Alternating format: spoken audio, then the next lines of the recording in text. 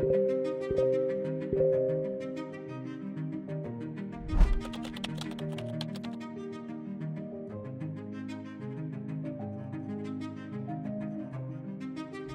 alaykum mehnat xavfsizligi kanali obunachilari.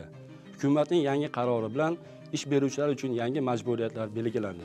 Har yili 20-yanvarga qadar mehnat sharoitlari to'g'risidagi ma'lumotlar, zararli va xavfli ishlarda ishlaganlik uchun imtiyozlar va kompensatsiya summalari hamda baxtsiz hodisalar va kasb kasalliklar to'g'risidagi ma'lumotlar va bundan tashqari doimiy ravishda ish o'rinlarida mehnat sharoitlari va asbob uskunalarning jarohatlash xavfligi yuzasidan o'tkazilgan attestatsiya natijalari, xizmat xodimlari to'g'risidagi ma'lumotlar, mehnatni muhofaza qilish bo'yicha malakasi oshirilgan va qayta tayyorgarlikdan o'tkazilgan xodimlar to'g'risidagi ma'lumotlar, doimiy faoliyat yurituvchi imtihon komissiyalari xodimlari o'qitilib va ularning bilimlari tekshirilganligi to'g'risidagi ma'lumotlarni yagona milliy mehnat tizimiga kiritishni ta'minlash.